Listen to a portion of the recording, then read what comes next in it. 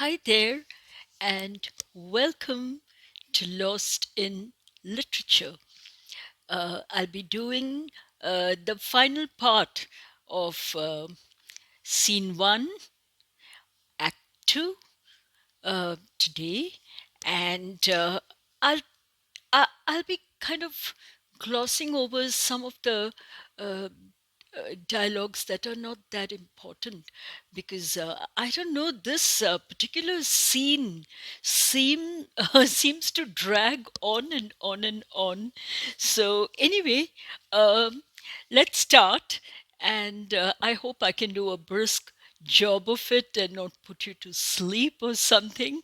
So this is Act 2, Scene 1, Part 3. All right. Metellus, Caius Ligarius doth bear Caesar hard, who rated him for speaking well of Pompey. So there you are. They are trying to get more and more supporters. All right? More and more conspirators, literally. So Metellus suggests Caius Ligarius because he was scolded rather harshly by Caesar because he was praising Pompey. I wonder none of you have thought of him. Brutus, now, good Metellus, go along by him, go to him. He loves me well, and I have given him reasons for that. All right? So Brutus can definitely influence Caius Ligarius to join them. Send him but hither, and I will fashion him. I will mold him for our needs. Cassius, the morning comes upon us. We leave you, Brutus. And friends, disperse yourself, but all remember what you've said and show yourselves true Romans. So now Cassius is trying to take charge. Anyway, the leadership has gone out of his hands. But in any case, he gives this kind of his instructions to the gang of conspirators. So he says, like, remember your promise and kind of be a true Roman, stand for the cause. But Brutus, look at that. He ticks over and he has the last say in it.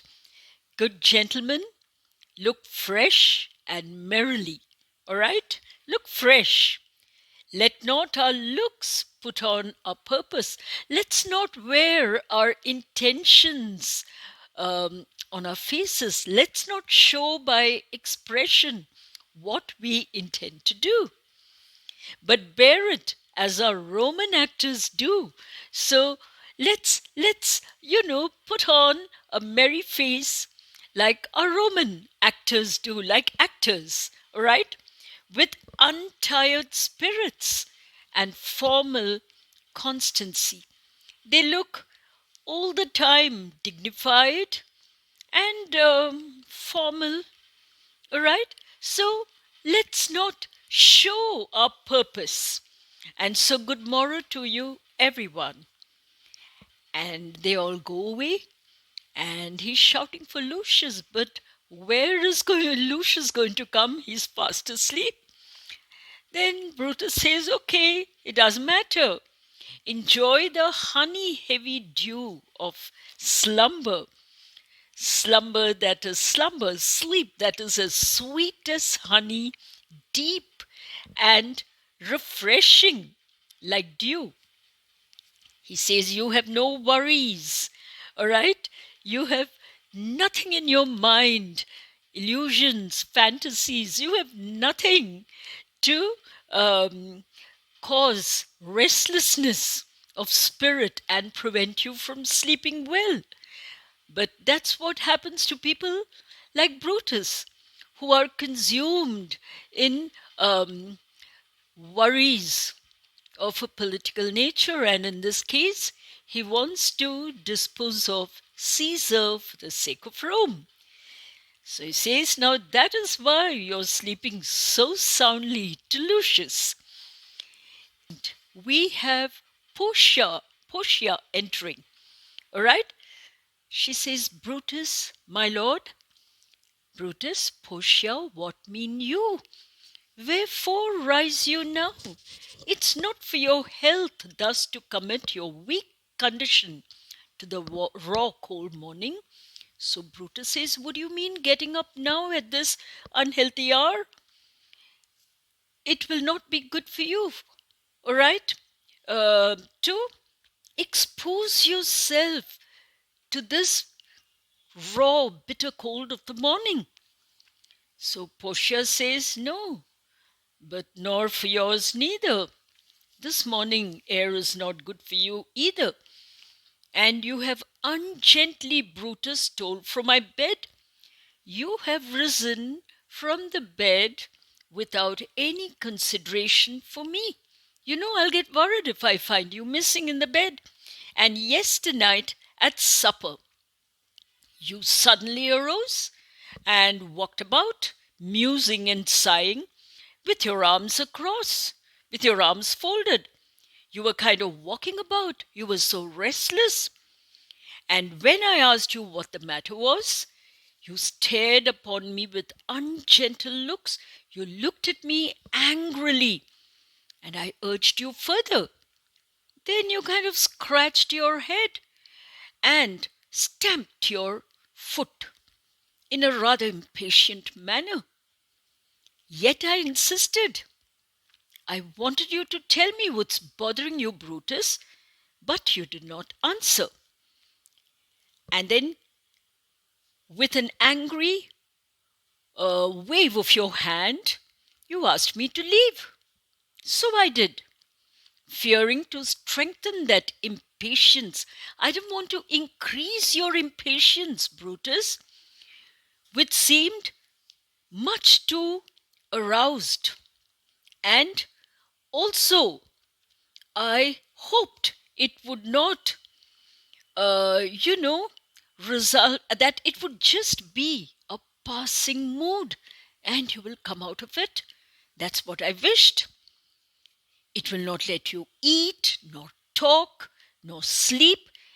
And could it work so much upon your shape, as it hath much prevailed on your condition, I should not know you, Brutus. Dear my lord, make me acquainted with the cause of your grief. So she says, now, if this mental load that you're carrying, if it can have the same effect on your physical well-being, on your body, as it has had in your mind, I wouldn't be able to recognize you because it would wrought such changes in your appearance. So she says, she pleads with him, please tell me what is bothering you. Brutus, he says, I'm not well in health and that's all there is to it. I'm not. He's not ready to discuss what's happening with Portia, his wife. And then Portia says, Brutus is wise, and worry not in health. He would embrace the means to come by it. He would definitely embrace the means. He would take care of his health. He would take steps to improve his health. Why? So I do. So Brutus says, yes, that's exactly what I'm doing. And he says, good Portia, please go to bed. Portia, is Brutus sick? And is it physical to walk unbraced and suck up the humours of the dank morning? Then she says, okay, if you're sick, if you're really unwell, then why are you walking about with your jacket unfastened in this morning air which is so damp? All right, this can have an ill effect on you. So why are you doing this? What? Is Brutus sick and will steal out of his wholesome bed to dare the wild contagion of the night and tempt the rheumy and unpurged air? So she says, really? Is he really sick? That he is going to sneak out of his comfortable, warm, snug bed? And then he's going to go and challenge the wild, bad, disease-ridden air of the morning cold, the morning chill, all right, which is um, rather impure. And would he want to increase his sickness? No, my Brutus, you have some sick offense within your mind. Hey, don't tell me, she says, that you're sick, but definitely there is something in your mind, which by the right and virtue of my place I ought to know of. And upon my knees, she kneels, poor thing, I charm you, I appeal to you by my once commended beauty, my looks which was so good at one time, by all your vows of love, okay, by your promises and that great marriage vow that incorporate, which made us one, all right? That you unfold to me, that you tell me, reveal to me yourself, part of you, reveal to me. I am your part, your half. So please tell me, why are you heavy? Why are you worried? What is bothering you? And what about those men who came tonight to visit you, some 6 or 7 of them, and they had hidden their face even from darkness? So, Brutus, tell me, I'm half of you. So tell me, confide in me, share your troubles in me. Then Brutus says, kneel not, gentle Portia. I should not need. If you were gentle, Brutus, within the bond of marriage, tell me, Brutus. So she says, look, I would not need to kneel if you only told me what was wrong. And within the bond of marriage, tell me, Brutus, is it accepted I should know no secrets that appertain to you? So tell me, is there some provision in marriage that prevents you from telling me what is deep in your heart? Why are you reluctant to share your problem with me? Is there something in a marriage that is making you keep me ignorant of what's going on? But as it were, in sort or limitation, to keep with you at meals, comfort your bed, and talk to you sometimes. So, uh, what is stopping you? Am I yourself? Am I part of you? Genuinely, tell me. Or, as it were, am I only limited in company to serve your meals, be with you during our meal times, be your companion in bed, and talk to you once in a while? Is that so? Dwell I but in suburbs? So you've really kept me absolutely in the border, in the edge of our relationship. And when Shakespeare uses this word suburbs here, he's also referring to the brothels in Elizabethan England. All right? And so she tells him, so am I only for your pleasure? If it is anything more than that, or I'm sorry, if it is no more than that, then I, Portia, I am your harlot. All right? I'm your mistress and not your wife. Then Brutus is feeling rather regretful. You are my true and honorable wife, as dear to me as are the ruddy drops that visit my sad heart. You're very, very precious to me, as precious as the blood in my body. Portia, then if that were true, then I should know the secret. You have to tell me. I admit, I grant, I'm a woman, but yet I'm a woman that Brutus took to wife. After all, I'm the one you chose to be your wife.